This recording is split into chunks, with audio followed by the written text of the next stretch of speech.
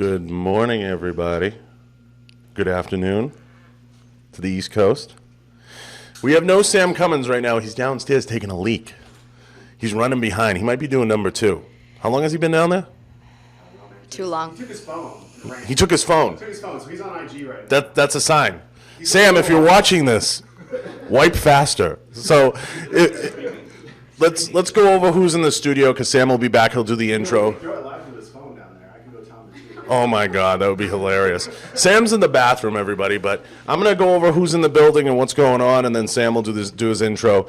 We have Austin Web Designs trying to do full production today. He's almost a full-time employee doing full production. I'm stunned. If the building doesn't burn down because of electrical fire, he's done his job. Haley J. Photo sitting in the corner. She has semi-ripped jeans on today, no shawl, and some type of pullover. She's snarky as ever today. She has her new $30 flash, and she's all jacked up about it. She's fired up. I have my $30 flash.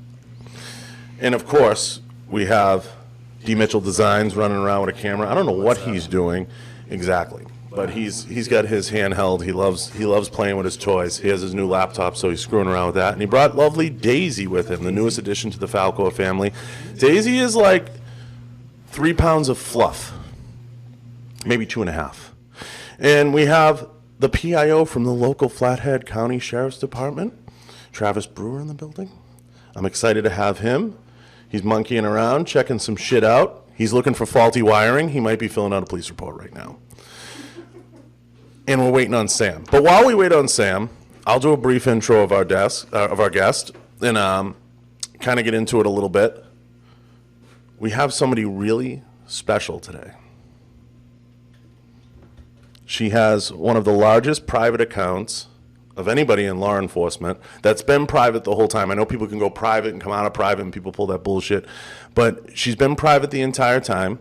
She's like a word-of-mouth account that's kind of, floated out there and a lot of people follow and pay attention to, and she has thousands and thousands of requests to be in. Sam's here now. He just slammed the door and announced his presence. Yeah. He's going to do his intro. I wasn't worried about you guys having subpar support from Derek. Hey, are you ready to do the intro? What are you talking about? Yeah. Do you want to do the intro? Are you guys live? Throw it to me. Throw it to me. All right. You going to do it? You want to try it? No, I just want to be on camera. All right. Derek, you're on. Sam's back with the intro from the bathroom. We were going to go live from the bathroom. You're up. Well, I wasn't attached to the Wi-Fi at that point, so I still have my privacy intact. Is Frank Smith the only one watching right now? No. Frank, thank you for the comments. All right, guys. Hey, sorry about the delay. I want to welcome you all to this episode of Behind the Flame. Today we have the beautiful Lauren in studio here at the Dragon's Lair in Kalispell, Montana. As usual, folks, we are doing a giveaway for this episode. I don't know if Derek said it before, but the way to enter will be to go to our latest Instagram post, Falkor_defense. Like that post, tag a friend, then head over to iTunes. You guys should know the deal by now. Leave us a review and put your your Instagram handle in your review. And this afternoon, Austin and I will pick a winner for the Ride-On Optics RTR Mod 3 RMD. It's a red dot, and a Falkor swag pack. I don't know if John got to this earlier either. Nope. We do want to thank our sponsors for the show. That's Kenzie's Optics and 221B Tactical. They've been there with us since the beginning, so huge shout out to those guys. Give them some support. And here's your host, John Bartolo. Thank you, Sam. Today was a fun intro. Sam was hiding in the bathroom. So back to my intro of the guest, and I do want to thank all the sponsors, and especially Bang Energy Drinks and Chick-fil-A for the lovely spread the other day. Lauren was fortunate enough to have her first Chick-fil-A. And we'll get to that. But she's been a friend of mine for some time, and we'll get into that. And I'm excited to have her. I'm pumped. She's a Leo. She's excellent at her job. Takes a lot of pride in it. She's got a fantastic personality. She has a fantastic personality. She's a decent dancer. She's a decent dancer. And she's my friend. Oh. Thank you, guys. So glad. So we're going to dive right in as we always do. How did you get into law enforcement? And what made you do it? Where does this come from? Law enforcement.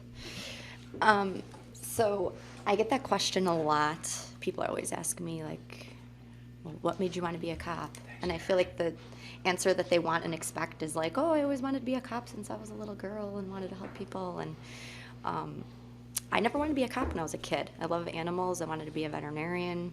And then once I got through high school, I was like, school sucks. I don't want to put myself through 8 more years of school after graduating. So I diverted from the veterinarian idea and I went to college for business. My uncle is the president of sales at Merrill Lynch in Western New York, and I kind of wanted to follow in his footsteps, be a broker, get in the financial industry. So when I was 18, my parents threw me out of the house. I was on my own, had to support myself, so I was in college full-time and working 2 part-time jobs. And one of the jobs was I was a clerk at campus safety. I was the only civilian working in the college campus safety office. And in order to be a college campus safety officer, you had to be a full-time active or retired police officer. So that was like your part-time job. You could work up to 19 hours a week. So I was working with, sheriffs, state police, local, city cops, and ended up becoming friends with them and got to hear their stories of, work every day and stuff that they did. And it was like, wow, I had never thought about being a cop. But then when I got to, hear their stories and stuff, I'm like, this is really interesting. I could get into a job where you go to work every day and you have no idea what's going to happen. Anything could happen. It's interesting. So, Keeps you on your toes. yeah. I mean, instead of sitting in a cubicle, you can. So at what point when you go to like the academy or whatever, like you like, whoa, like I'm really doing this? Well, I kind of eased into it. From there, I ended up getting a full-time job at the sheriff's department. Okay. I worked for the chief of administration, and then he got promoted to undersheriff, and he oversaw the jail. So I was in the jail management division. I was a civilian, but that was a very interesting job because you got to see how a jail ran from an administrative standpoint.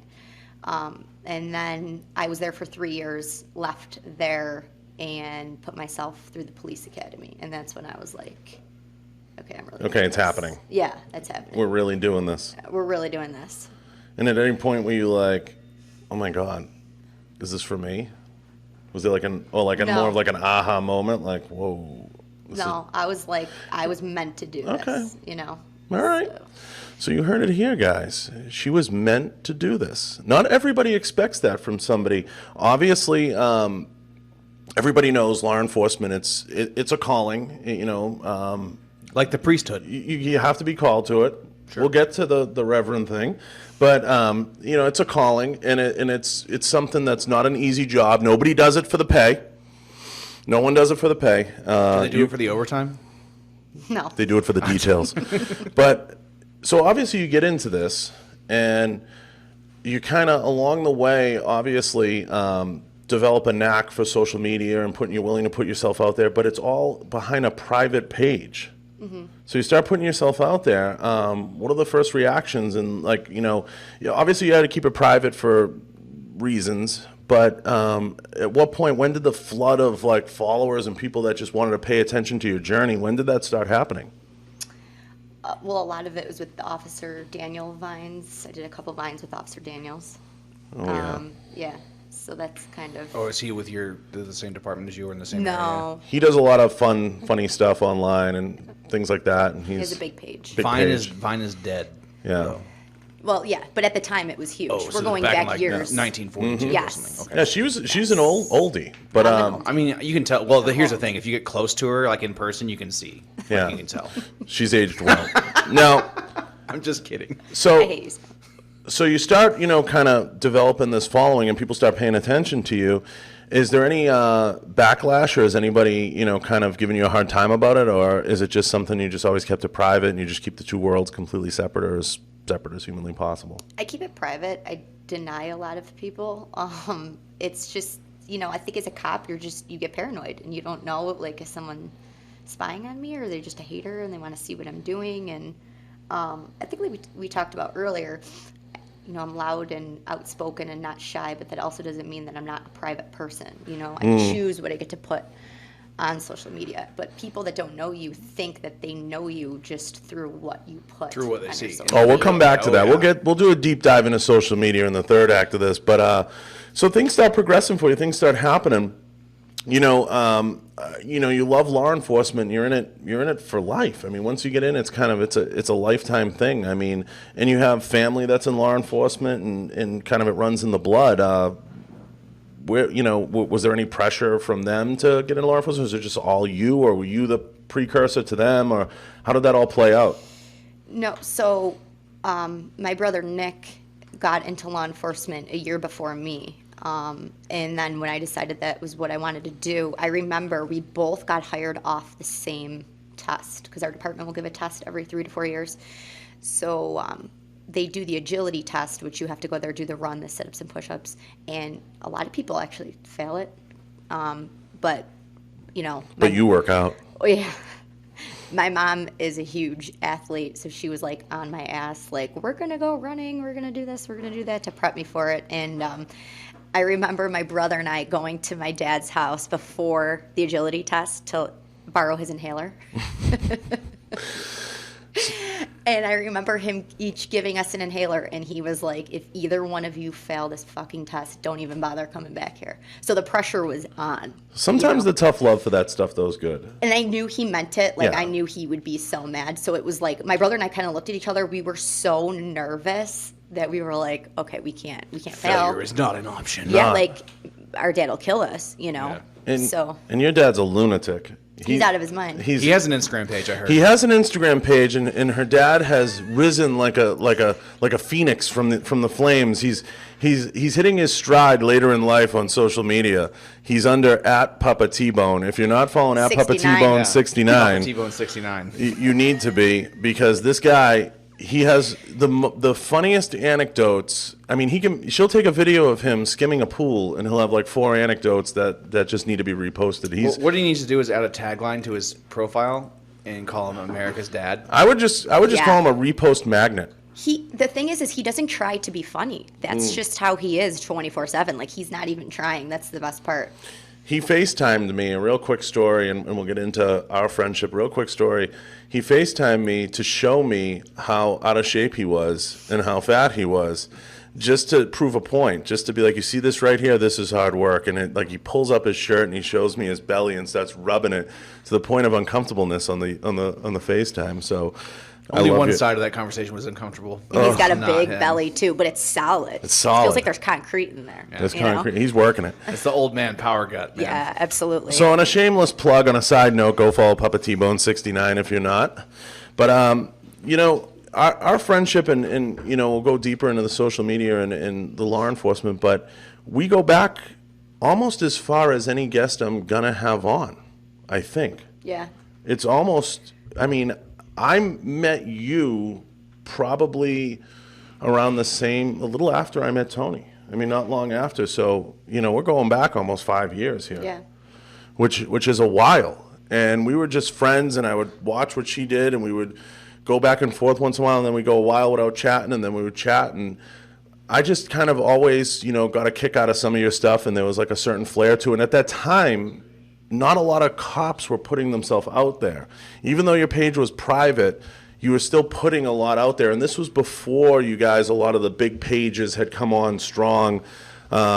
Police Post wasn't there yet. There just wasn't a lot of big pages sharing a lot of stuff on the day-to-day. And you would, be putting up you getting iced coffee and putting a little anecdote in there and things like that. So this was really, kind of, you were one of the first to be doing this, even though you'll kind of never get the credit for it because it was a private page. Mm-hmm.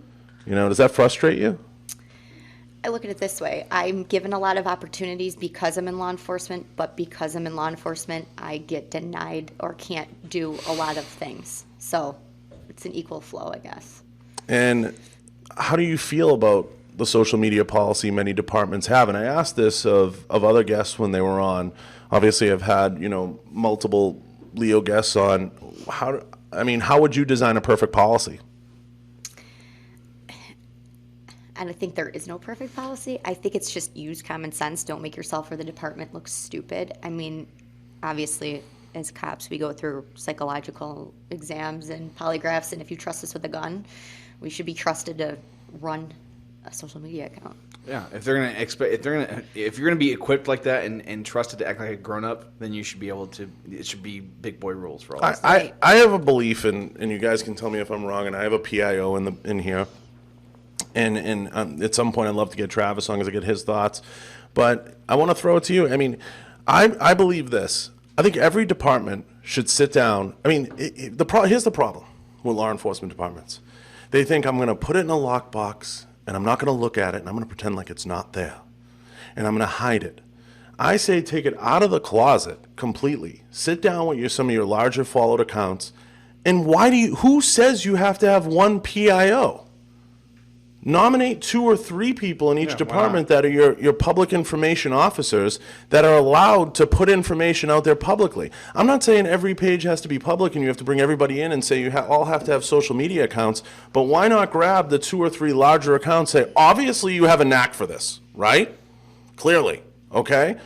Why don't we sit down like the Mike Coonahan thing, I don't fucking understand for the life of me. At all. He's a fantastic I'm going to say it without him on. Super I don't MVP. fucking understand it.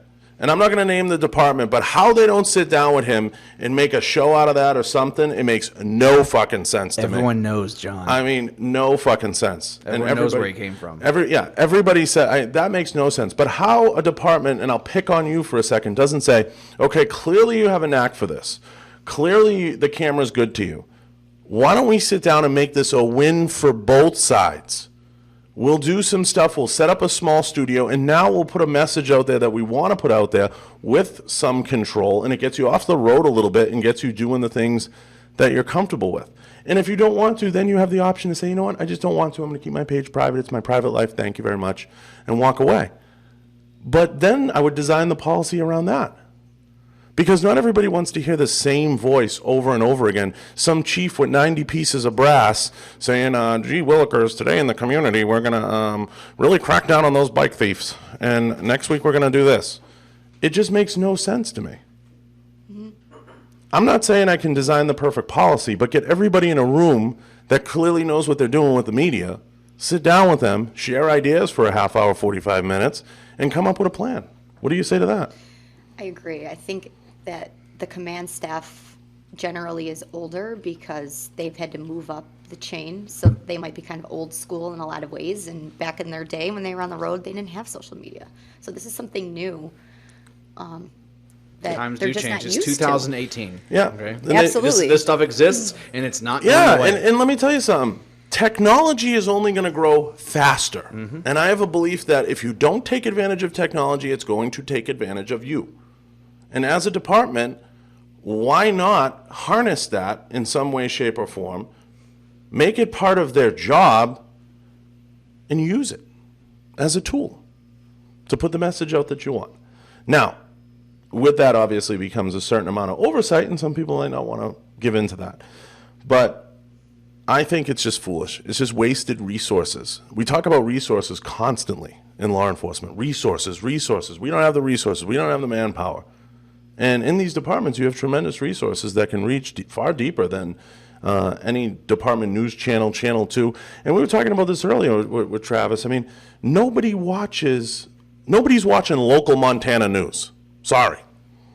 Hate to be the bearer of bad news. They're going to YouTube. They're going to social media. That's where people are getting their news. I get my news from the Valley here specifically, from the Flathead Beacon, which is like a media company here, and they have social media, and I think they have some print stuff and whatnot, but that's like the only local news outlet, really. Everything else is coming from Missoula, so you're not getting anything that's going on like specifically where we live here. You know, an asset like for public safety specifically, especially winter conditions, during fire season, all that kind of stuff would be really helpful, honestly. So, bringing it back, you obviously have a knack for this, but you keep it private. Can we get you to go public? At least for a period of time. Today. For like an hour. Breaking news on Behind the public Flame. right now. You're public now. Holy shit. For anybody listening and anybody on YouTube, please share this immediately. Lono _86 and I'm going to have Austin type, we're going to type it up now, is public. Lono_86 is public. Go to her page, tap follow. Let's see if we can get her to 20,000 by the end of the show. Please share in your stories. I'm calling out to you, Frank Smith. Share in your stories. Share to everybody. I'm calling out to all the people on YouTube that she is public now. And if you are watching on YouTube, tap the like button and share. Yeah, she is public. Today is Friday, October the 5th, 2018, and it is 11:30? 11:20. I'm going to try to keep her public for at least an hour. An hour. An hour. So, which leads to the next thing. You have a fascination with my accent. Why? I don't know. I feel like I'm going to go home with a Boston accent. No, you have a New York accent right now. You have a Buffalo accent. I do. Yeah. She does. I do. She has a very strong Buffalo accent. So, I do. other than work and other than, dabbling in social media, which we'll come back to, what else do you love and what are your passions? What do you do for fun? Because obviously on your page you're having a lot of fun all the time, or at least that's the interpretation. What do you like to do? With my dogs a lot, take them walking and hiking. They're a big part of my life. Outside of that, I like to travel a lot. Usually, like every other month, I get What's out the of last town. time? What's the last trip you went on besides here? Where did I go? You've gone to the Caribbean. You've gone to, let me see. You go to Miami and Vegas a bit. Yeah, I was in Miami for a bachelorette end of June. Ooh. Yeah. So you do travel. What else? I mean, what do you love when you're home? What do you do besides the dogs and hanging out? I mean, what is it? What's your go-to? What's like your fun?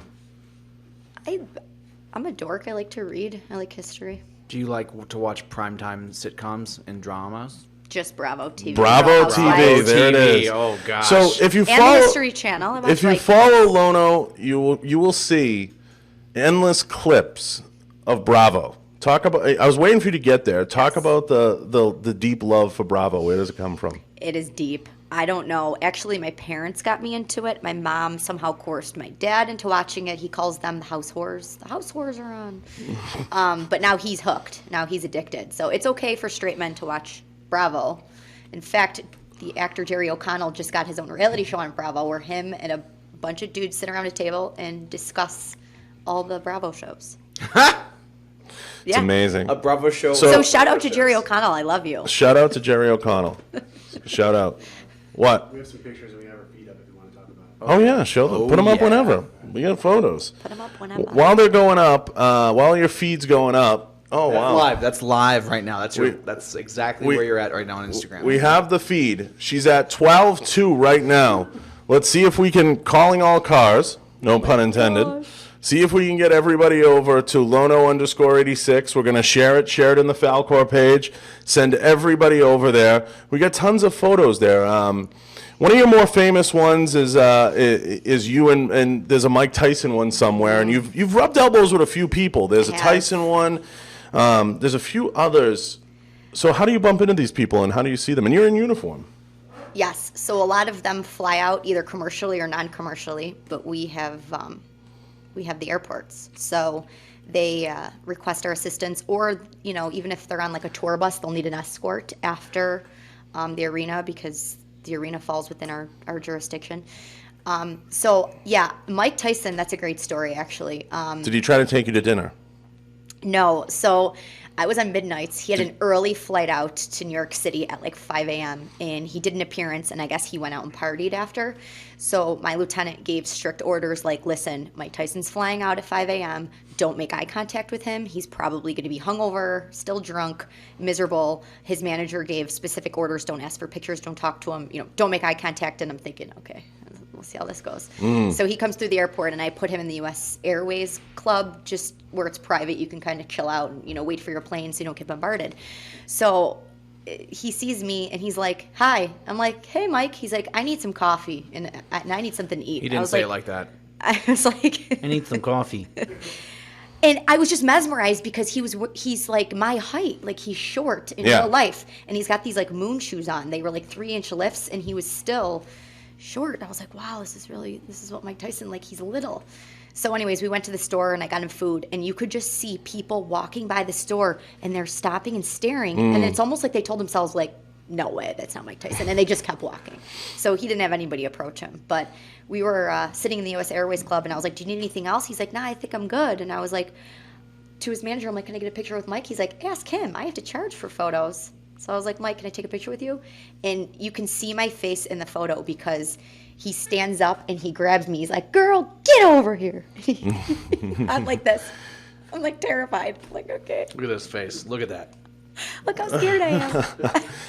So you get to rub elbows with some people on the job. That's very cool. Obviously, there's one with you in the Hulkster. Hulk was by far the coolest, most down-to-earth. Actually, Hulk didn't even request anybody. He was taking a commercial Southwest flight from Buffalo to Vegas with his manager, and he has so much metal in his body he cannot go through the detector, so TSA has to like pat him down, you know.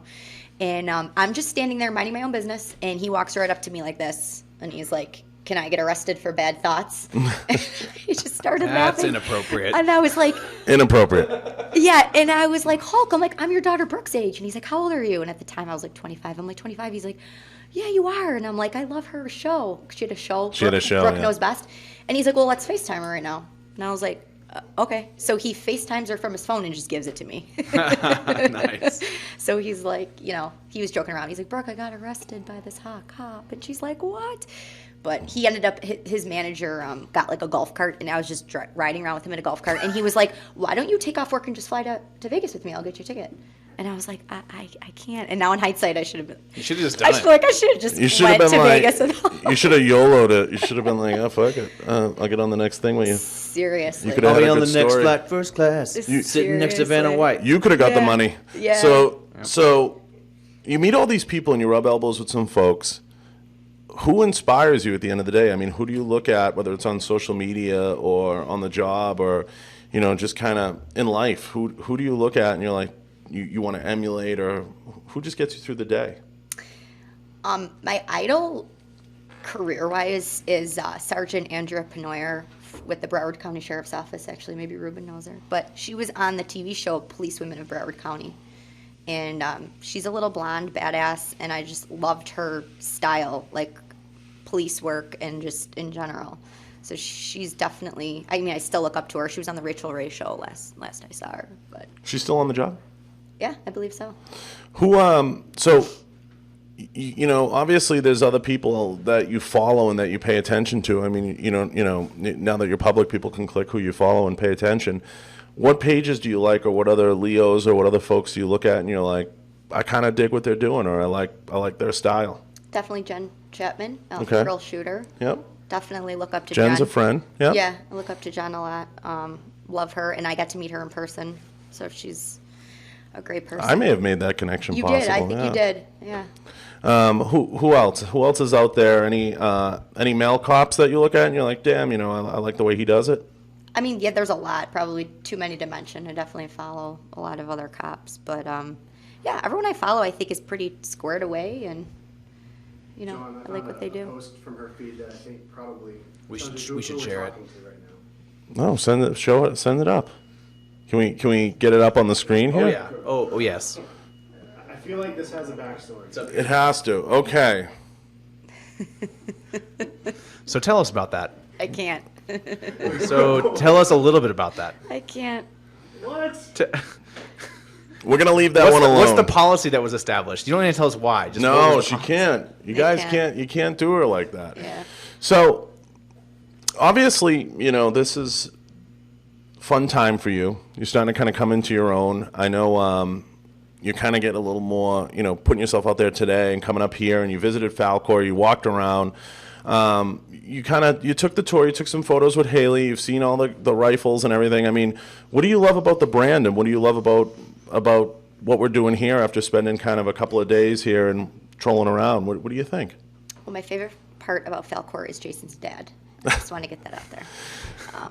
Dick is a staple here at Old man Falkor. Sanju. Yeah. General And Custer. I may have hit on him yesterday and made him blush, but Oh my God.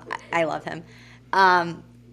Honestly, I love everything about the brand. I mean, not only the rifles, but you guys have really unique guns. Like the obnoxious red and yellow camo, and it says Savage on it. Like where The else, Macho Man Macho Randy Man Randy Savage. Savage gun. where else, like, We're would gonna go you there. see a rifle like Oh, that? you haven't seen nothing yet. Yeah, we're going to go there. We might have a Lono-inspired gun coming. We're going to get to why.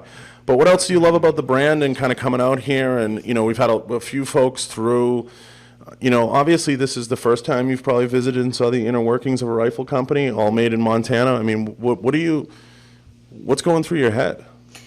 Well, Montana's great. It's actually better than I expected. Obviously, it's beautiful out here. I got a little altitude sickness, but other than that, I think it's great. I think Falkor is great. The best part about this is, honestly, it's like just one big family, and everybody hangs out outside of work, and Mel and Jason are just awesome and so welcoming, and, it's like I could move in here. It's like I could just lay on that red couch. You're hired.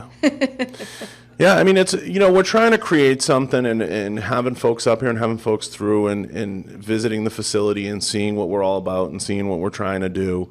Obviously, it goes without saying it's great to have you. But, along the way, I think you're going to get a lot of opportunity to visit many companies, especially after this. And You're welcome. Yeah, and we hope that you always feel like you have a home here. And, I think, for what you're doing, it really is revolutionary in a way, because being a private page and being mostly private and having that much word of mouth, where do you think your following would be if you were public all the time? I don't even Probably know. bigger than you, man. To be Yeah, honest with you. I'm Oh, sure. she's a female. Women, Yeah. women rule the I'm world. sure. Women rule the world. Bottom line. How big? You're not getting off that easy. Put a number on it. 100,000 plus, 200,000 Let's plus. say I would 200,000 plus. say, 250 plus, 250 honestly. plus. Yeah. How many would you say you've denied? If I have probably as many followers as I have, I've denied probably more, actually. Yeah. I would say for every 10 requests, Well, I'll guys, her deny, standards like, are low. She accepted my follow request, so. That's true. I would say for like every 10 requests, I probably delete 7. But honestly, can we talk about that for a minute? Because that Sure. like drives me insane. You get a follow request, and then it'll be from someone who has 0 posts. Like, you don't even participate in Instagram. They're- That's some participate in following creeper. and They call them stalkers. That's creeper. we're Like, going to go there. if you have We have so much time. Okay, so this is what I will deny automatically. No profile picture, 0 posts, or I would say 8 or less posts, you're a creep. Or you just started your 8 page or less like an posts, hour you're ago. a Social media rules by Lono86. Seriously, if you have a public page, I'll go through it. I'll see who you're following. If you're following, like-minded pages like mine, I could be like, oh, okay, I could see where you'd find me. Sure, I'll hit the accept button. Obviously, if you're law enforcement, military, or you're just, 2A supporter, military, police supporter, okay, sure. But I'll look at pages, and it'll be like people who are actually taking pictures of themselves doing drugs, and it's like, why would I'm a cop, like, why would I want you to follow me? That's no. They're trying to Deny. they're trying to hide in plain sight. She Yeah. has standards. I have This is standards. like way too much work for you. So I prefer quality over quantity, to be honest with you. I'm never like, oh my gosh, I want all these followers. I don't care if I have like 6 followers. well, you don't have it's 6. a little more than 6, but So what do you, you're starting to get a little peek behind the 2A curtain, which is obviously, and I have a hard time explaining this sometimes to law enforcement. The 2A community is very, very different than law enforcement. They're 100%. 2 very, very different communities. You've gotten a little peek into it. What do you think so far? It's very crazy, isn't it? it's really crazy. Yeah. Because you have such a mix of former Leos, military, civilians. Everybody's got an agenda. Everybody's trying to cut everybody's throat. It's Yes. I would say it's even more civilian based than anything. Those people are hardcore, though. They really believe in what they believe, which you got to respect, They know what they like, they know what they stand for, so I support it. What do you think of the law enforcement community on social media? I think it's great, honestly. I think it just connects that gap between us and the public. I think they should let us post more. What do you think, though, of you see a lot of fakes out there, a lot of phonies, a lot of bullshit artists? Oh, on Instagram? Mm-hmm. Oh, yeah, absolutely. A lot of keyboard warriors.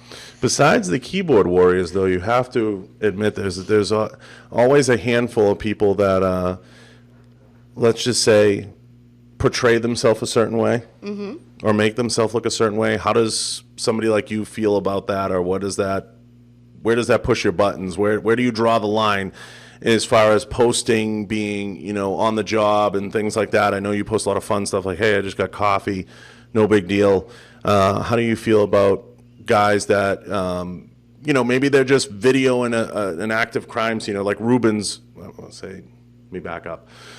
A certain officer that had a viral photo. What do you think about civilians when they take viral photos and don't help or help law enforcement while they're on the job? I'm trying to choose my words carefully. I understand. That stuff is crazy to me. And the fact that and plenty of people do it, they'll get pulled over or you'll be somewhere and they'll just start filming you. And it's like, honestly, if that's how stuff is going to go down, you have to understand that type of stuff where you film us and Monday morning quarterback every little thing that we do, especially serious stuff, decisions that we have to make in split seconds, that's going to put an end to the proactive police officer. Because if we're constantly, criticized, and it makes you not even want to go out there and do extra, it makes you just want to clock in, answer your calls, and go home and not have to deal with any of the drama. Because it's like you're going through nonsense just for doing your job. I can't agree more. I think it's a great point. I think it's scary. It's honestly a little scary.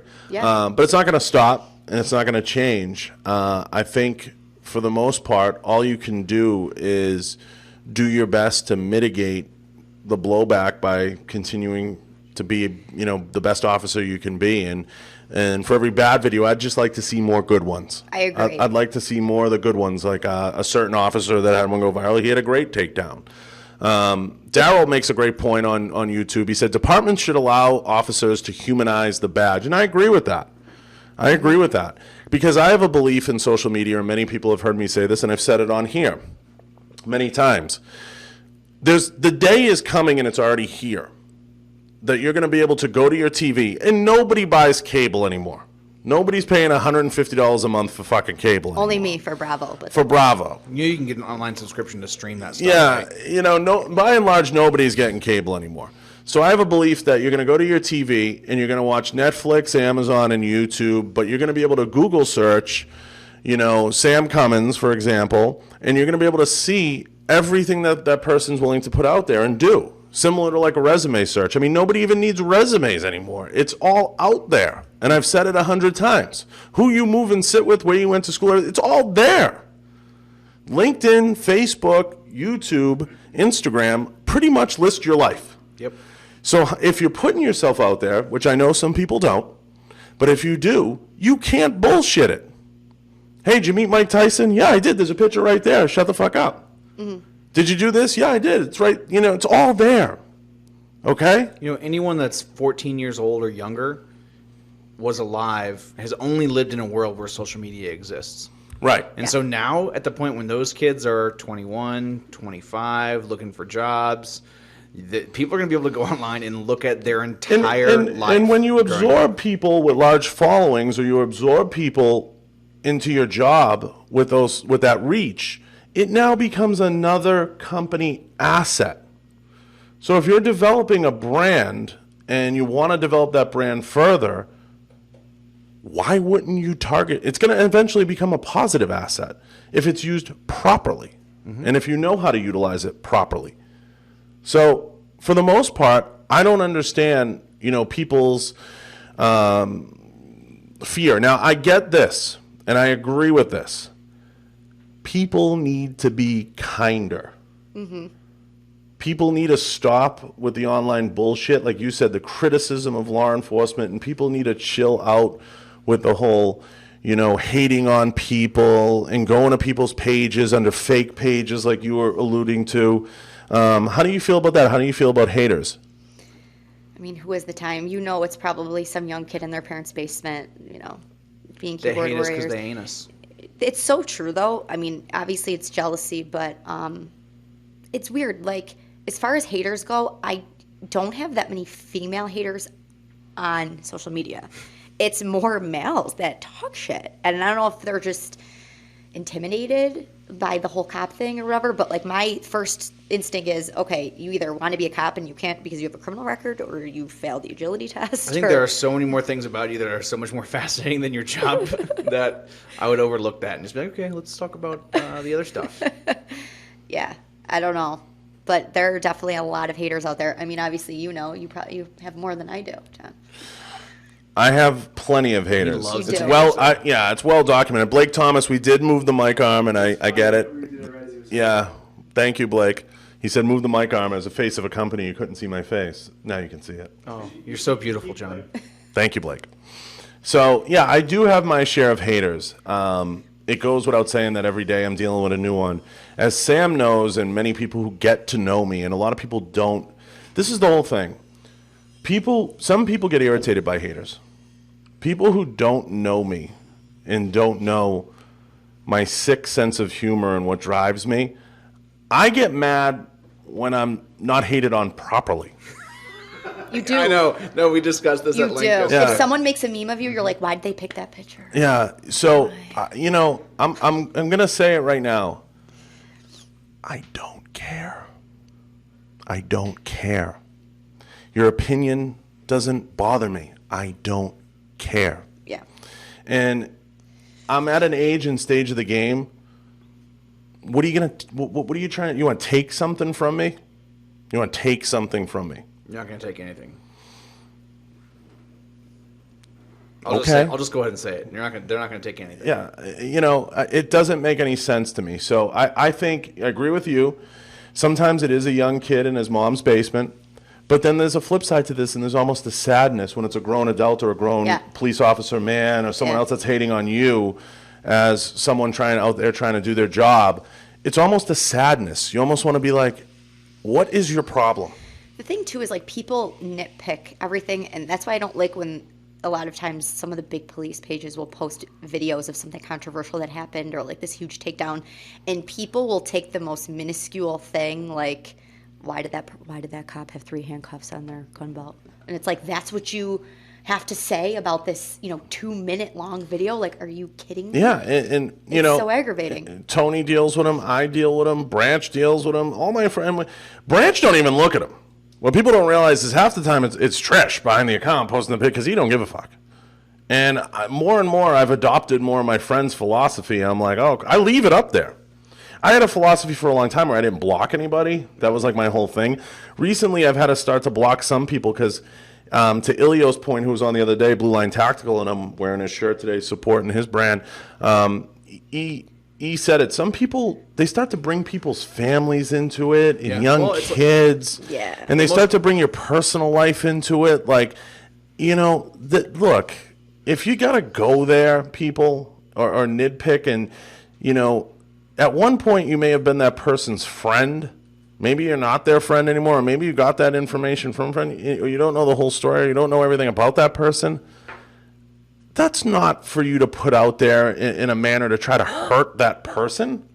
No, and that's another point, too, about being private. It's like some of the people in your life that are close to you that, you take pictures with, they don't want to be involved in all of that. Yeah. They don't. And I just believe that there should be certain unwritten rules, okay?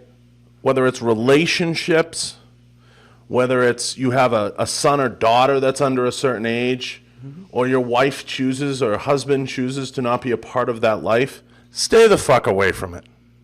Stay away from it.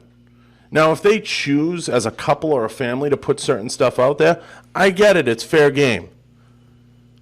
But in many ways, many people are very sad, like the sad clown. And if the attention of the spotlight isn't on them, they freak out. Anything I can say. I'm going to put this out there. See if it sticks. And it's an I gotcha mentality. The biggest example, sorry, go ahead. I have a friend, Danielle, who had a public page for a while. She was a cop in Arizona, and she had like 30,000 followers. And she's beautiful. And she didn't do a lot of posting, but when she would get so many dumb comments and haters that literally she would just post a selfie in her car, and she would be like, in the caption, before you all comment, yes, I had my seatbelt on. My hair's down because I'm not on duty. Because people will say that, like, why is your hair down? It becomes comical. It's crazy. It becomes comical. I'll get the whole constantly, like, the thing I don't get is if you're going to comment and it's not nice, why? You just look stupid. And like, I'll get the whole like, your flag is backwards on your uniform. And it's like, I took a reverse picture in the camera. Chill. my department gives me a uniform. Do you think it's up to me to be like, this flag? I'm not arguing with them. That's the way it is. But if that's the only thing with those type of people, that just drives me crazy because they get it all the time. Your flag's backwards. What? Leave your mic alone. I know. Have you ever seen? I had to move it just a little bit. Have you ever seen the it's a viral video? I think it was on Vine a couple years ago or whatever. It was a small girl in the back seat. Her dad was talking to her, and she kept saying, "Worry about yourself. No, I never Worry saw about that. yourself." That's great. Oh. Some people know what I'm talking about, and you know the video, and that's like kind of my mentality. It's like, stop, worry about yourself. I just believe everybody should just try being a little bit more nicer and supportive. Right. And respect to a certain degree certain private things in people's lives, and they should respect people as a whole. I mean, you could go on a page. There's some police officers out there, and I don't agree with what they put on there. They're annoying or whatever. But I would never post a nasty comment or make a fake profile too. You just leave it alone. It's amazing. I don't know who has the time to make that many email addresses. And then the best part is, it's really like when you're sitting there and you're consciously going to Google or Yahoo or whatever the fuck people use now, and you're creating an email address to create a fake profile. Then people even go so far as to get a few followers to make it look legit, and they put fake pictures up. That you have to look in the mirror at night. And you have to do some serious soul searching, because I would add up all the time spent on that. And you know the person that does that, it's not the first time they've done it, and it won't be the last. I would add up the time spent on that, and I would look at God, and I would say, I can't get this time back. What could I have spent this time better doing? Look at whatever fucking thing you pray to and say, they should look at you and say, what were you thinking spending 80 minutes of your life doing this? I mean, you're just wasting time you can't get back. Who has that time? So, all in all, social media, is it a good thing or bad thing? Both. I love it and I hate it. I love it for the opportunities it's brought and the friendships, because I have, year-long friendships that will be lifelong, that, I would never meet these people if it weren't for social media. However, it's somewhat addicting. It takes up a lot of your time, and you're kind of sitting there on your phone, like looking through stuff, and then before you know it, an hour went by, and you could have done so many other things in that hour. I do miss being a kid growing up in the 90s. There was none of this. There was no smartphones. Yeah. And it was just, life was so simple, and I just feel like you were more present in everything. I mean, if you think about it now, like, our parents will invite us over to dinner, and they'll be mad. They're like, you guys are on your phones and stuff. And, they're right. But it's like I'm doing a million other things. Now, even with technology, with work, everything is through a work email, the schedule, overtime, everything, suspects that they're looking for. So we always have a reason to be on our phone, but it makes you less present in that moment. It takes your attention away from people. And parents and grandparents, they don't really get it, and it upsets them, and I get that. Yeah. Where do you see it going bad before I make a point? I mean, where do you see it really? Do you see it really going bad, or it's just the presence and not being focused, or? No, I think it's only going to get worse. I think now that more Right. technology's, becoming more prevalent, I think people are just going to be glued to their phones. Yeah. No one's going to be present anymore. I'll say this about social media, and I've said it in many ways, and one guy, Beef Curtains, interesting name, he makes a point, being on social media for plain old self-promotion is highly suspect. Well, it depends on if you look at yourself as a brand and as a business, and many people do, Beef.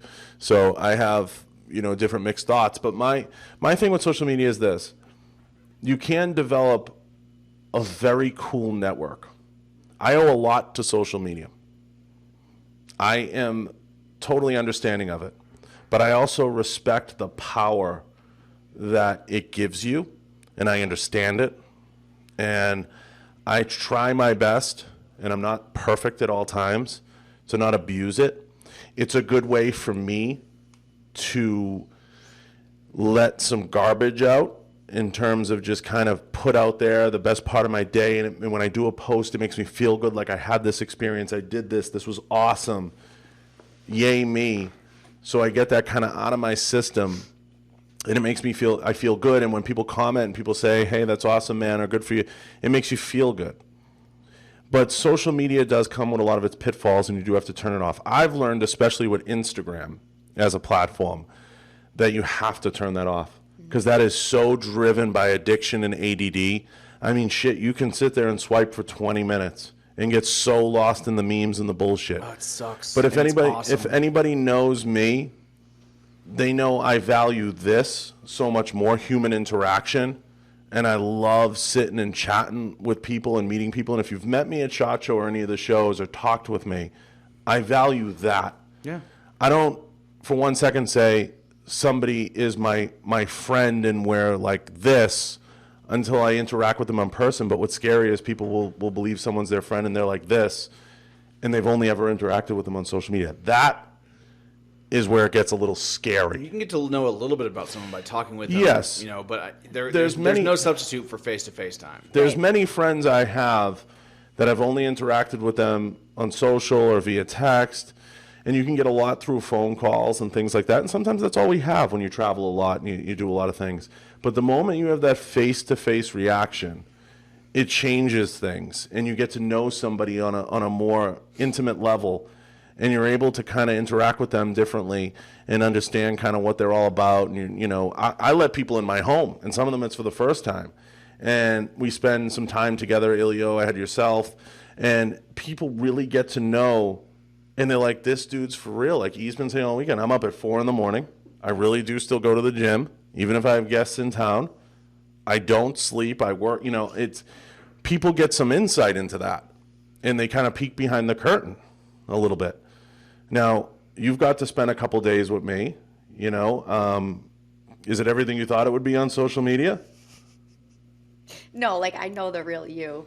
I mean, what people see on social media and what really happens. Like you said, you live like a monk. I mean, you know what I mean? You do. It's the truth. And people don't get that I've sacrificed a lot. You ain't going to take anything from me that hasn't already been taken. Yep. Yeah. Believe that. Yeah. Or I've already given up willingly to get where I am. Right. So the minute people get that, it makes a lot more sense. Just like yourself. I mean, you make a lot of sacrifices along the way in every journey. So staying on social media, you probably have a handful of stories. Give us a good DM story. Ooh, yeah. Asking the hard-hitting question. You got to do You it. just did. No, Honestly, you just did. like, It's good. everyone thinks that my DMs are so lit and I'm getting like dick pics and like crazy stuff. Dick pics, and, honestly, here's my thought process. I think the messages you get. No. I want a story. Don't. You're not going to skate. Pick one. I'm not skating. Tell us. I don't have just one story. What's the best Give- DM you've ever gotten from a complete and total stranger? A complete and total stranger. He didn't even follow me. He must have came across my profile, saw my bio, that I was a witch, and he was like, "I'm really concerned for your salvation. I want to help you." And I was like, "What?" Oh, my God. Thought that was really great. But sometimes I'll get guys that will send selfies, and then they'll be like, "Oh, whoops." And I'm like, wait, what? You accidentally sent me a Seriously, I selfie? didn't realize I was sending it to you. I was taking it to see if So it was you- good enough to send. But then it Like, actually literally, sent. I just got one last week, and he just sent me a selfie of him, like, chilling, and he goes, "Oh, whoops." And it's like, So- do you think I'm going to respond to that? We've had guests on that have been Please asked for marry me. used underwear. We've had guests on that have gotten prison mail. I got one last week from a Marine, and he said, "I'm sure you get this all the time, so I want to ask you before you commit to someone else, will you go accompany me as my date to my last Marine Corps?" Oh, that's nice. Though. That is nice. That is nice. Are you going to go? Yeah, I'll No. as a Marine, I'll shout out there to all the boots out there that are inviting celebrities to the ball because we're at that time of year. Stop it. It's been overdone. I'm just letting you guys know. But in all seriousness, what do? You fly to a city to meet a stranger to go Yeah. with them to the Marine Corps ball? The Marine Corps and then ball is fun as you're- shit, though. I'm just gonna say. I'm sure. No, I know. 5 years ago, would you have done it? No. Still no. I mean, I really do have something going on that weekend, and it was nice. I responded to him. I'm like, sorry, I can't make it, but I just thought that was. So how does one effectively slide into your DMs the right way? Yeah, that's a good question. Pay attention, folks. Breaking news. Okay, can I start off with what not to do? Sure. Okay. But we want to know what to do. What annoys the shit out of me is like a wave or a hi, how are you? Or I love this one. Hi, how has your week been? I don't know you. I've never talked to you. how's Do you your day actually going? think I'm going to give you the breakdown of my week? Like, are you serious? And I think they really send these messages thinking like I'm going to respond to them and be like, well, on Tuesday I did yoga and Wednesday, Don't do that. The truth of the matter is, I'm thinking about it. We go so far back, I don't even remember how we met. I don't know. I don't even remember how. You're one of those, like, you know what I mean? I know my Tony story, but I really don't. I don't know. You called me for something and you had this obnoxious Boston accent. I was like, oh my God. Yeah, I don't even remember. Yeah. But I think if you're going to effectively slide in the DMs, I think the best way is if a girl posts a story and you're commenting on the story and it's relevant, something like that. Don't start with a hi, how are you? People that don't know you aren't gonna respond. Yeah. So the right way is to send you a funny anecdote. Yeah, or, like a meme. Send a funny meme. Sure. Memes are the way to her heart. That's not creepy. Memes. Send a funny meme. Ask a legitimate question. Yeah, like how do I charge my crystals? Like, yeah, absolutely. See, I would Whereas, respond like John to likes that. to call it, a pebble. They're not rocks, We'll they're get to that. So Deborah says, we'll get to one question real quick. Hi, Lauren. I understand where you're coming from. I am a federal employee. I try to stay away from Facebook. Last year, I was beaten up by 3 males on my back porch. Luckily, I wasn't wearing my firearm. Oh my gosh. Why luckily weren't you? That's an interesting one. Did you sure you typed it right? Do we have that right? That's crazy. That is crazy. What's right there on the screen over there? Yeah. But that goes into a lot of like, if you are public, there's literal stalkers there. Like, don't say the town you live in. Don't tag yourself Yeah. in close by restaurants because you just don't know. Yeah. And that's the thing too with like last And names. save pictures and post them at different times. Absolutely. Yeah. And if Scatter you're a it a little. homeowner and they know your last name, they can just look it up. I mean, everything is so public nowadays. Cameras. So, couple rapid fire things I know people be interested in. You're a diehard Bills fan. Diehard. You posted a certain Glock that a certain podcast host, CEO owns, and it caused a shitstorm. It did. Where does this diehard Bills fan bullshit come from? Because I'm going to say it right now. The Bills suck. The Pats. Here we go. They do. Here we go. Listen, Showtime. We made it to the playoffs last year, okay? No, listen, it's not that I'm like so diehard. I don't go to every game or whatever. I mean, of course, we get beaten down as fans. But if you are from Buffalo, you're born into it. It's bred. I mean, you don't have an option. You are a Bills fan. And yes, we are the craziest. Honest to God, I mean, the NFL called and threatened to shut down our stadium because Ralph the Wilson tailgating. Stadium. And now it's New Era Field. Oh, sorry. Yeah. What is So, wrong? What is wrong with Bills fans? See, to me, I grew up in it. It's what we've always done. When we tailgate, literally, people will come from out of town.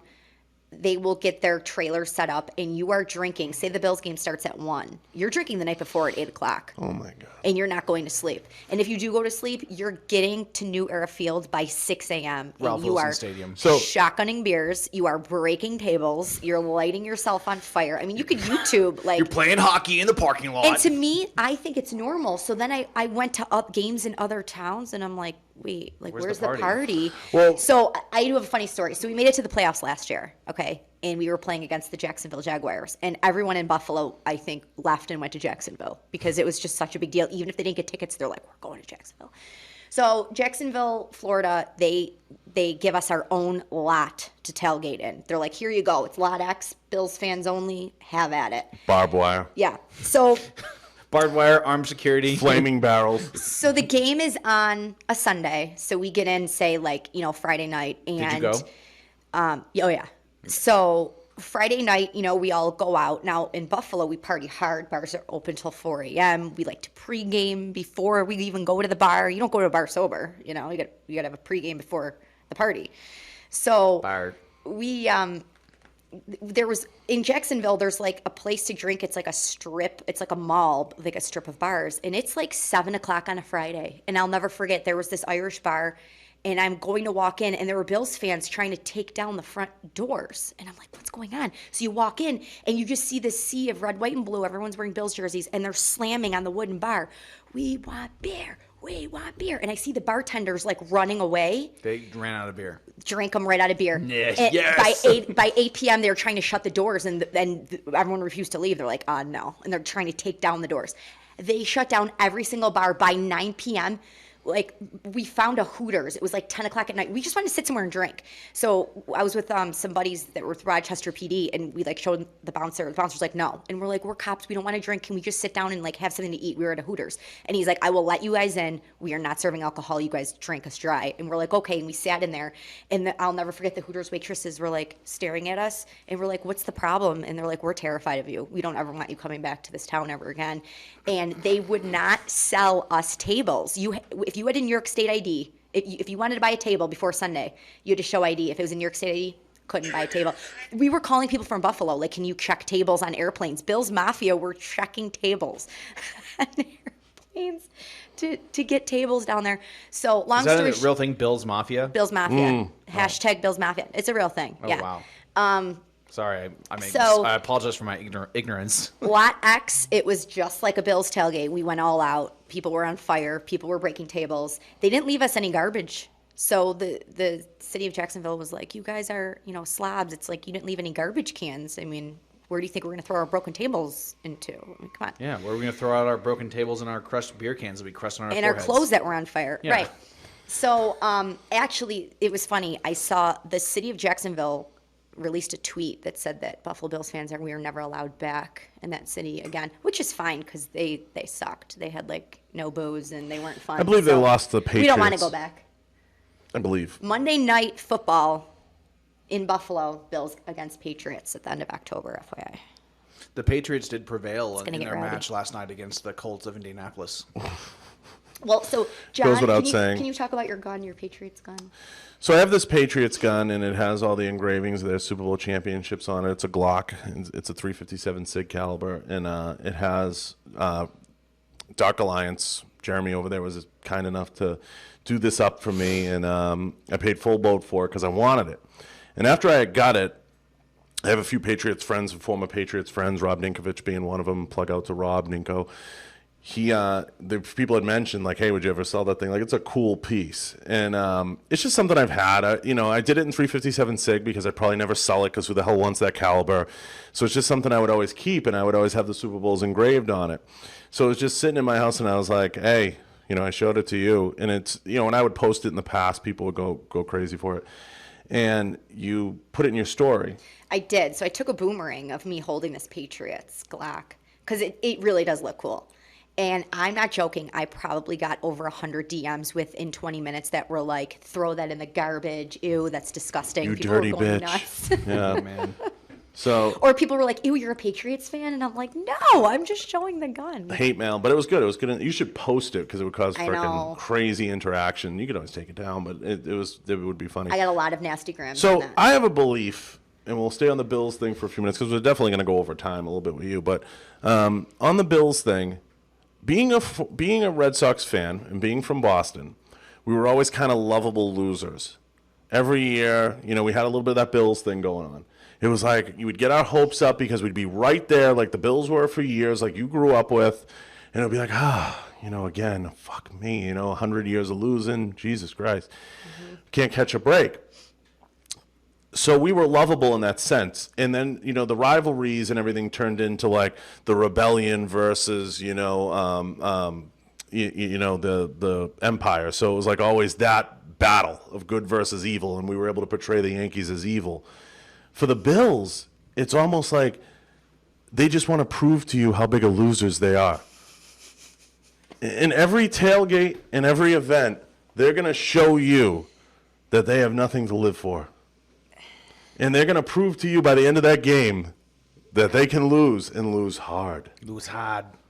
How do you feel about that? It just shows how much we love them that we yeah. still go out every Sunday and Like cheer them on. Like Honestly. they're the type of fans that they're like, what do you mean? I'm fucking crazy. I'll jump off this bridge right now. I'm like, okay. Well, go now ahead. it's becoming a trend now. People are trying to copy it, and Yeah. you'll see tailgates at other places, and they're trying to jump off trucks or whatever onto tables. They don't even do it right. We're It like, shouldn't be called the Bills Mafia because at least the Mafia protects their own. It should be called like the Bills Suicide Squad. That's what it should be called. The Bills horde. Yeah, the horde. Yeah, exactly. Like they're like Vikings. Like it's one of those things. But they are super passionate fans. You cannot take that away from them. Can't say they're like Seriously. Vikings. Now I have to hate them. Candace would get mad I at you for have saying to that. hate I'm them just letting you know. because I'm in the AFC East, so I'm jaded. I have to hate them. Fair enough. And I love that the Patriots just wipe themselves with them every year. So good luck the rest of the way. You'll be hearing from me, I'm sure, in January when we're there, and even February. So I'll be seeing you soon, Yeah. if you make it. Mm-hmm. Now, moving forward. Talking about Patriots, though, Gronk is from Buffalo. Can you not tell Gronk is from Buffalo? Oh, stop it. Stop it. With the Gronk from Buffalo. He moved 97 times.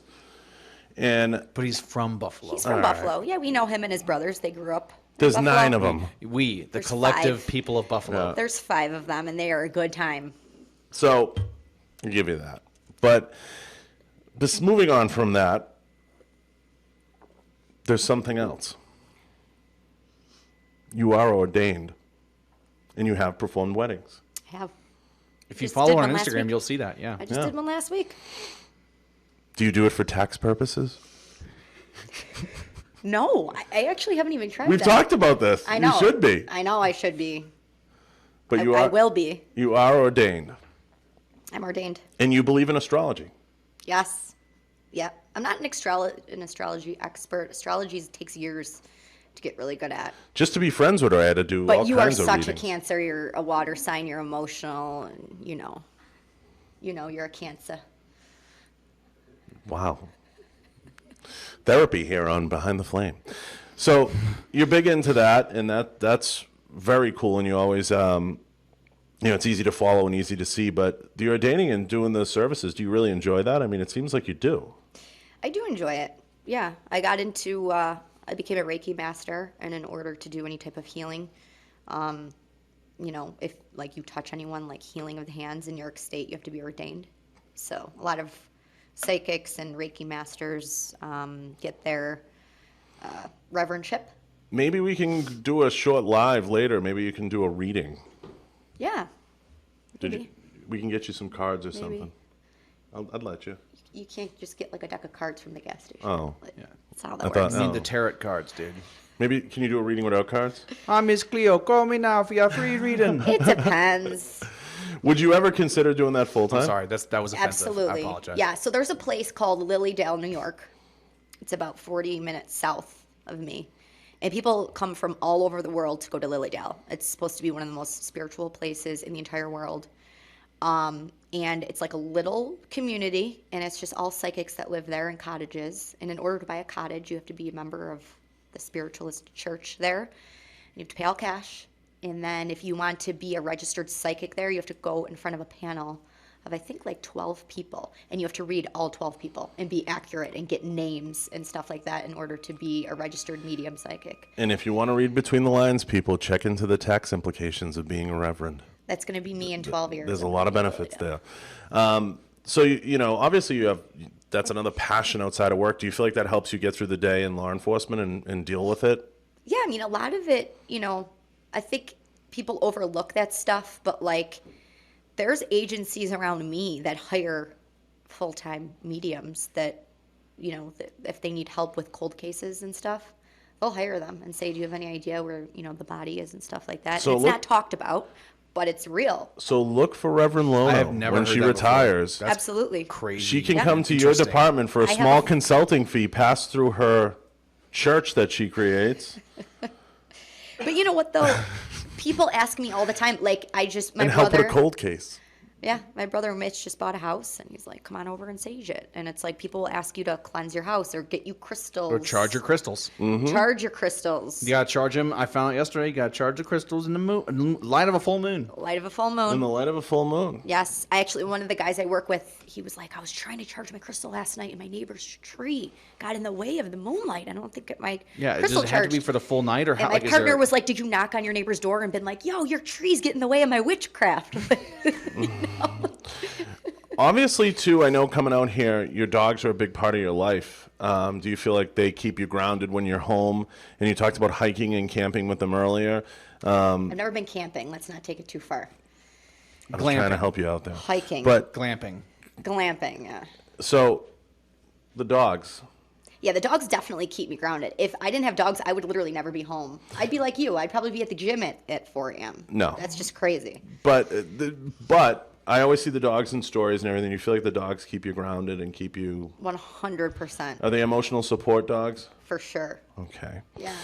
It's good to know. Because she was freaking out about coming out with the dogs. And, oh, my God, I need I a was. sitter. And it was like a whole I was very thing. And I'm worried. like, relax. Do you want to give a shout out to your dog sitter? Shout out to the dog sitter. To my brother, Matthew, I hope the dogs are alive. I hope you fed them today.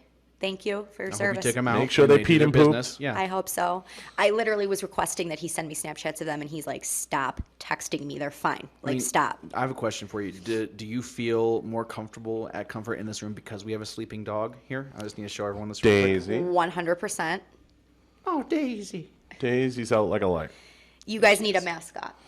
We have one. We have a real one. we have Dracos the Dragon. Mushu over here. Mushu. So, you took the tour, you visited the facility, you've had everything kind of thrown at you at a million miles an hour. Mm-hmm. You love the family approach that we have here. I do. What do you think of firearms now? And what do you think of the people behind building them? Flame. Not that you had a skewed opinion before, but, some people have certain opinions. You seem like a very level-headed person, and you come from a very blue area. Mm-hmm. Tell everyone how awesome we are. What are you thinking? You guys are awesome, though, honestly. And I'm thankful for the opportunity, but I'm amazed at just how welcoming you are. I mean, you'll take me through the facility, and everyone just looks at you, and they're like, hi. They're not like, why are you here? You know what I mean? Mm-hmm. And that's great, It's great how welcoming it is. And that's what it's all about. And we hope, obviously, you come back and you visit us again soon. But before we get to any closing remarks, and how long have we gone? Wow, we're like an hour and 10 minutes. Something like that. Time flies when you're having fun. I know.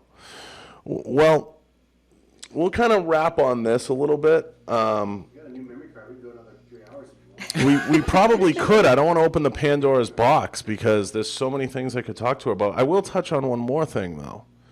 Lono has a deep love that I share with her, and it's the common ground that we share. Yep. We both are children of the 80s, Yes. and we love all things 80s. My Sirius satellite radio doesn't leave Channel 8. So John thought he was going to trip me up this morning. He puts on Def Leppard. No. You thought you were going to trip Hang me on. up. He puts Def on Leppard Def Leppard. came on. Def Leppard comes on, and I'm like, Def Leppard, don't change the channel. And he's like, oh, you like Def Leppard? I'm like, yeah. And he goes, you don't know anything about Def Leppard? I go, quiz me. That's not how it went down at all. If anybody wants to hear the real story, I'll tell it. Okay. Def Leppard came on and started playing. And I walked What by song? you, Hysteria. Okay. And I walked by you and I said, the drummer has one arm. Yeah. And I said, do you know how it happened? And you were like, a car accident. In what country? And I was like, England. calm down. And then you proceeded to ask me a question. So if anything, I was put on the defensive immediately.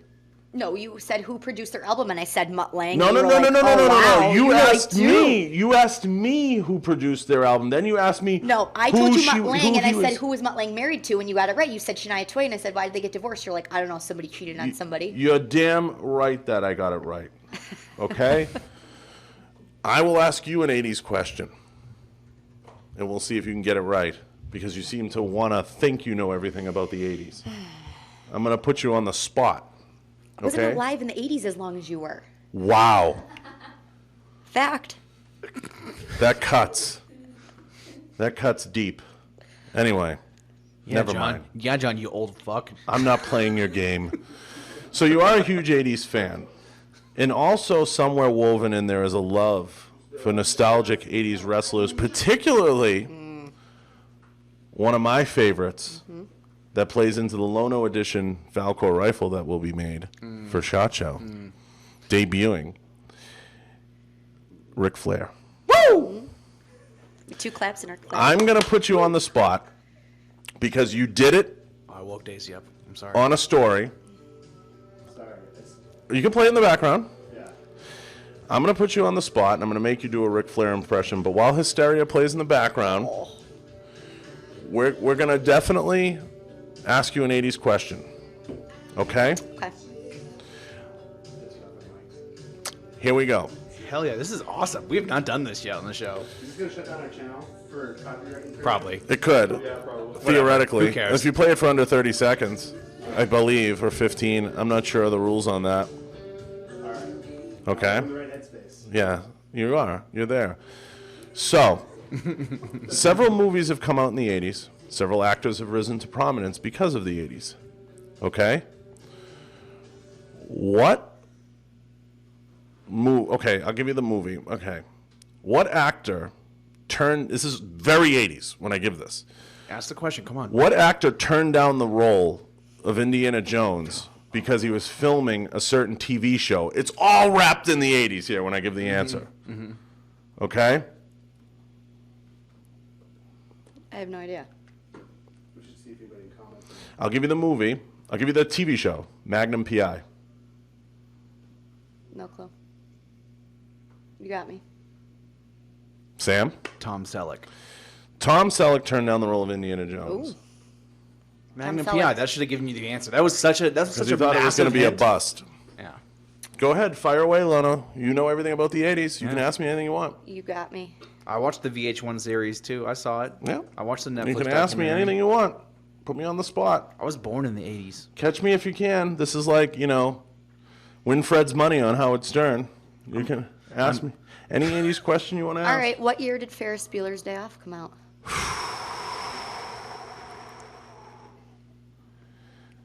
1987. 1986. What was the name of the high school? Ooh. It's a good one. How many times was he absent? 9. Oh, 9 times. What do you mean? I don't remember him being absent 9 times. Oh, yeah. Ferris Bueller. We could do a trivia episode. We could do a bonus episode this afternoon. To wrap the episode, to wrap this, I'm going to put Lono 86 on the spot. I want, and we'll see if we can pull it up on the prompt first. I want her best Ric Flair impression she can give on the mic. And I'm not taking no for an answer. Best impression. All right. I'll let you get in the mode. You can take a second to get into character. Well, I had practice last night. You had practice I'll just last do it. night. All right. Okay. You can turn the music off now, Derek. What the heck, dude? What the heck, dude? You're Do talking you to even know what you're doing? Wait. Use the bathroom again and just get out of here. Let her go. Rick goes like this. You're Go. talking to the Rolex wearing, diamond ring wearing, kiss Hold on. stealing, Stop. woo, Stop. wheeling No. dealing. You are way too chill Limousine for this. You need riding. to stand up. We and need do her to this. stand up. We need to and stand. We're do putting it. her on the spot. Stand up and do it. Get in Yeah, the we're mood. getting her up. Rolex wearing. If we're going to end it right. Oh, Derek's getting a handheld. I'm gonna pretend like Derek's going I'm gonna handheld. pretend Dusty Rhodes is on that couch right now. I can pretend I'm holding a mic. Daisy's waking up. She's here to watch you. Look at her. She's waking up, yawning. This is my fake Rolex. There you go. Anyone got a Rolex? Apple Watch. All right. Rolexes are for girls. You're talking to the Rolex wearing, diamond ring wearing, kiss stealing, woo, wheeling dealing, limousine riding, jet flying, son of a gun. And I'm having a hard time holding these alligators down. Woo! That was fucking awesome. That was fucking awesome. So if anyone knows me, they know I have a deep love for the 80s, and I have a deep love for wrestling. I've compared much of the firearms business to professional wrestling. It's like, who can cut the best promo? Who can do this? Who can do that? Who can make the most noise in a room? And Lono right there exceeded all my expectations. She's done a couple of these in the house impromptu.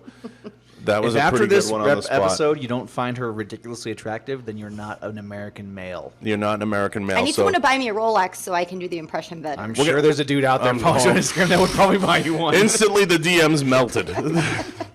So if you guys have any time, and we'll kind of start to wrap on this, because I gotta get her taking more photos, and then maybe we'll shoot. try to sneak by the sheriff's department. So I don't think she wants to shoot today, but we are leaving her pages public for as long as she can comfortably. So head over to Lono_86 and give her a follow. If you would be kind enough to share this episode, like, subscribe, and tap that little bell to get folks to subscribe, please, that is greatly appreciated. Every comment, every share is super, super important to us.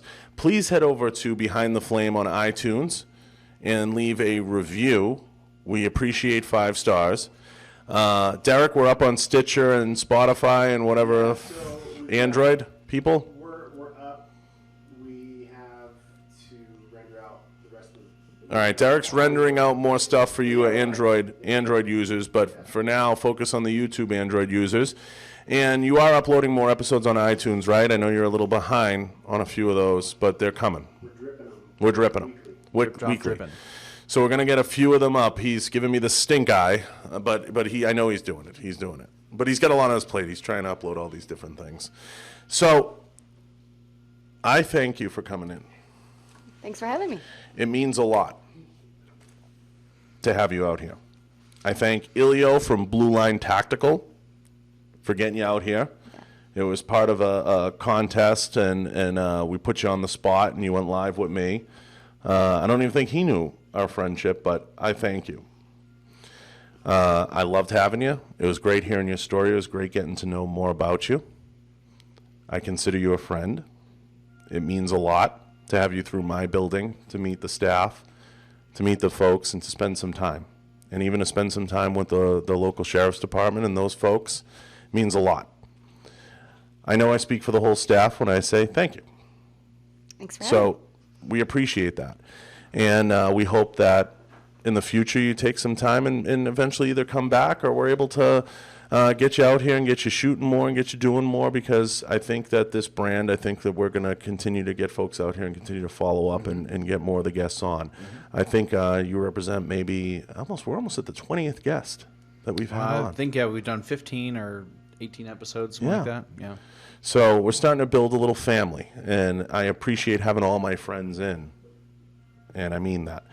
So, shameless plugs. Where can people find you? Where do you want people to find you? And plug anything you want.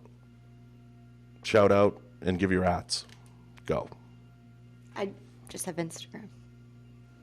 What do you mean? No, you have Instagram at Lono_86, but do you want people to use your email? How can people reach you? DM? No, just DM me. Just DM her. And are you willing to visit anywhere else, do tours, public appearances? Sure. All right. Ric Flair impressions, yeah. Ric Flair impressions, all the above. Reach out to her. And if you do DM her or reach out to her, please slide into her DMs using her blueprint that she gave you earlier. Don't ask me how my week was. Don't ask her how a week was, and don't give her an emoji. Nope. That's not what she's into. Thank you. And anything else you want to add before we kick it to Sam for the closing? I think that's it. Thanks for having me. Hell yeah. And of course, we thank Melinda and Jason for being gracious hosts and paying the bills and keeping the lights on. Yep. I think that goes without saying. Sam, I'm going to kick it to you for closing. I think I hit everything. You did. I'm going to hit some more. No, You're gonna I hit, got it. Sam's got all that. We're all on it. So everyone who wants to be involved in the contest, Sam's going to hit on all that. We got the contest. We have everything else. So make sure everybody pays attention to Sam's closing. And thank you guys for watching this episode of Behind the Flame. All right, guys, listen up. First off, I do want to say thanks a lot for joining us again, because I didn't get to personally say it yet. I do want to thank our sponsors, Kenzie's Optics and 221B Tactical. Like I said at the beginning of the show, they've been here with us since the very beginning, so thanks a lot to those guys. Go give them a follow on social media. Check out what they had to offer. They're two really great companies offering some awesome products and deals all the time. All right, so as usual, we are doing a giveaway for this episode, folks. That will be a ride-on Red Dot Optic and a Falkor swag pack. We'll probably throw some stuff in there from Blue Line Tactical as well. To enter the contest, head to our Instagram page, like our latest post, and tag a friend. Then go over to iTunes, a podcast app. Leave us a review on Behind the Flame with your Instagram handle in the comments section. This afternoon, Austin and I will pick a winner live on the Falkor Defense Instagram page, so stay tuned for that. If you haven't left a review yet, leave it. You're entered for every giveaway going on henceforth. So get it done. Guys, this has been Behind the Flame with John Bartolo, Sam Cummins, Lono86. Thanks a lot for watching. We'll see you next time. Have a great weekend.